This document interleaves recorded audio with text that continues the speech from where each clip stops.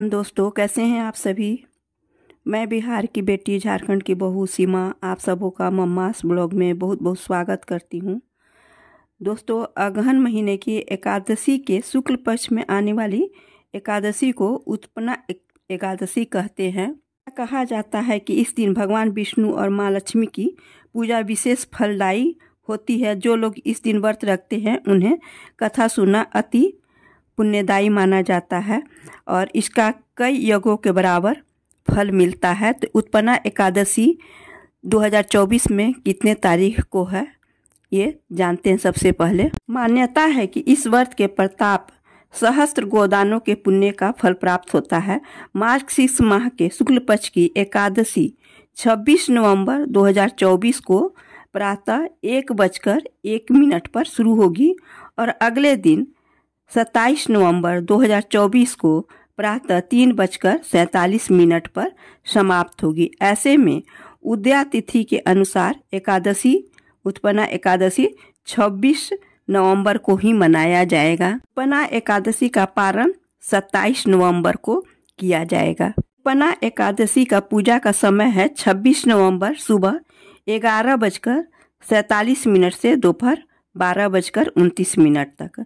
उत्पन्ना एकादशी व्रत रखने से क्या होता है। उत्पन्ना एकादशी का व्रत रखने से व्यक्ति को आरोग्य, संतान सुख की प्राप्ति, मोक्ष, पापों से मुक्ति और भगवान विष्णु की विशेष कृपा प्राप्त होती है। इसके अलावा उत्पन्ना एकादशी का व्रत रहने से व्यक्ति को मनोवांछित फलों की प्राप्ति होती है। वहीं उत्पन्ना एकादशी का व्रत विधि पूर्वक रखने और श्री हरि की पूजा करने से विशेष कृपा बढ़ती है और धन्य की देवी माँ लक्ष्मी की प्रसन्न होती है। उत्पन्ना एकादशी का व्रत क्यों रखा जाता है। पौराणिक कथा के अनुसार मार्गशीर्ष कृष्ण एकादशी तिथि को मूर राक्षस योग निद्रा में लीन भगवान विष्णु पर आक्रमण करने वाला था। तभी देवी एकादशी प्रकट हुई और उन्होंने मूर राक्षस का अंत कर दिया। उनसे प्रसन्न होकर भगवान विष्णु ने उनकी पूजा और व्रत रखने का वरदान दिया। इस प्रकार इस दिन देवी एकादशी की उत्पत्ति हुई। इस कारण इस एकादशी को उत्पन्ना एकादशी कहा जाता है। जो लोग एकादशी व्रत शुरू करना चाहते हैं वे उत्पन्ना एकादशी से एकादशी व्रत शुरू कर सकते हैं। अब आज ये जानते हैं उत्पन्ना एकादशी का जो व्रत कथा है उसे। उत्पन्ना एकादशी के बारे में धर्मराज युधिष्ठिर ने भगवान कृष्ण से इसके बारे में सविस्तार सभी बातें जानने का प्रयास किया था। तब श्री कृष्ण ने बोले थे, मार्गशीर्ष माह के कृष्ण पक्ष में आने वाली इस एकादशी को उत्पन्ना एकादशी कहा जाता है। यह व्रत शंखों द्वार तीर्थ में स्नान करके भगवान के दर्शन करने से जो फल प्राप्त होता है उसके बराबर पुण्य मिलता है। वक्त करने वाला भक्त को चोर, पाखंडी, पर स्त्रीगामी, निंदक, मिथ्याभाषी तथा किसी भी प्रकार के पापी से बात नहीं करना चाहिए। इसके बारे में मैं तुमसे कहता हूँ और तो आप इसे ध्यान पर सुने। एकादशी उत्पन्ना एकादशी व्रत कथा। युधिष्ठिर करने लगे, हे भगवान, आपने हजारों यज्ञ और लाख गोदानों को भी एकादशी व्रत के बराबर नहीं बताया, सो यह तिथि सब तिथियों से उत्तम कैसे हुई यह बताइए।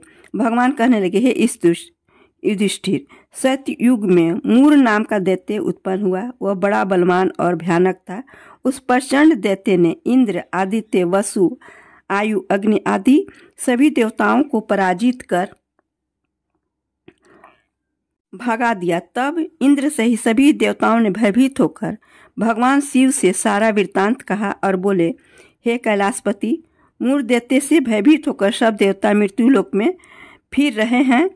तब भगवान शिव ने कहा, हे देवताओं, तीनों लोकों के स्वामी, भक्तों के दुखों का नाश करने वाले भगवान विष्णु की शरण में जाओ, ही तुम्हारे दुखों को दूर कर सकते हैं। शिव जी के ऐसे वचन को सुनकर सभी देवता क्षीर सागर में पहुंचे। वहाँ भगवान को शयन करते देख हाथ जोड़कर उनकी स्तुति करने लगे कि हे देवताओं द्वारा स्तुति करने पर योग्य प्रभु, आपके बराबर नमस्कार है। देवताओं की रक्षा करने वाले मधुसूदन, आपको नमस्कार है। आप हमारी रक्षा करें। दैत्यों से भयभीत होकर हम सब आपकी शरण में आए हैं। आप ही संसार के कर्ता, माता पिता, उत्पत्ति और पालन करता और संहार करने वाले हैं, सबको शांति प्रदान करने वाले हैं। आकाश और पाताल भी आप ही हैं।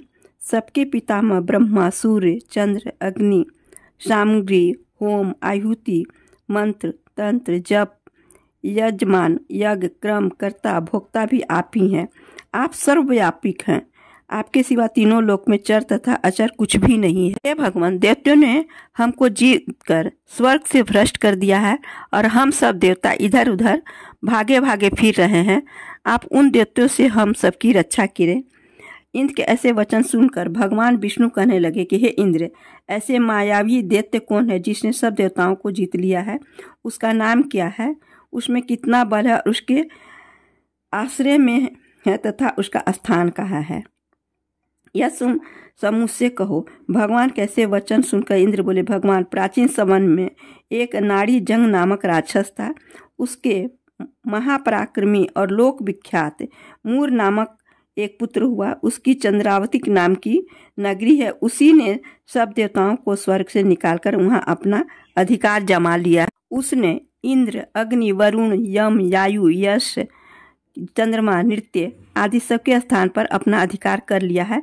सूर्य बनकर स्वयं ही प्रकाश करता है, स्वयं ही मेघ बन बैठा है और सबसे अजय है। हे असुर निकंदन, उस दुष्ट को मारकर देवताओं को अजय बनाइए। यह वचन सुनकर भगवान ने कहा, हे देवताओं, मैं शीघ्र ही उसका संहार करूंगा।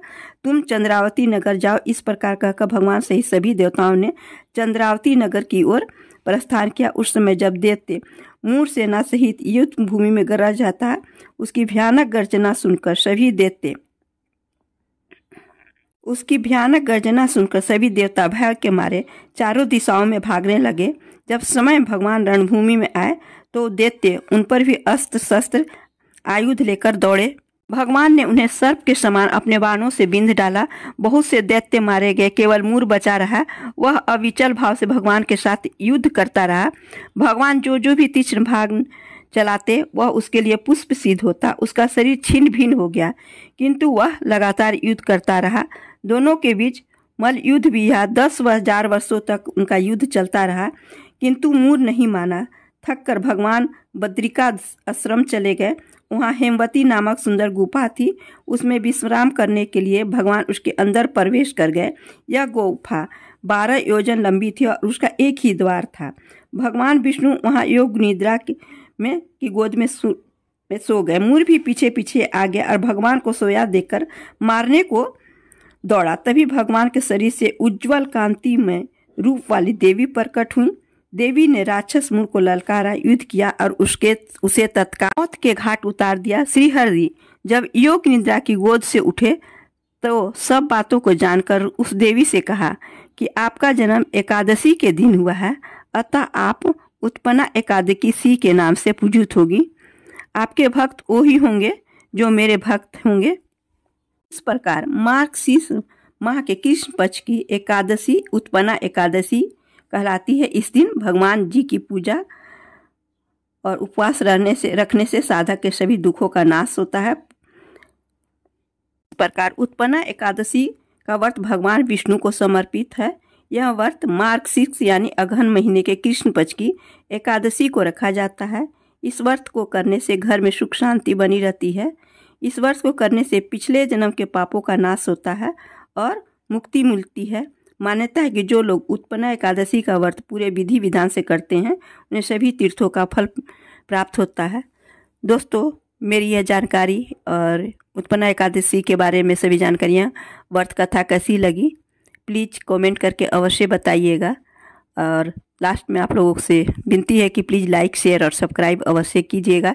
जितना हो सके ज़्यादा से ज़्यादा इसे अपने दोस्तों में, रिश्तेदारों में शेयर कीजिएगा। धन्यवाद।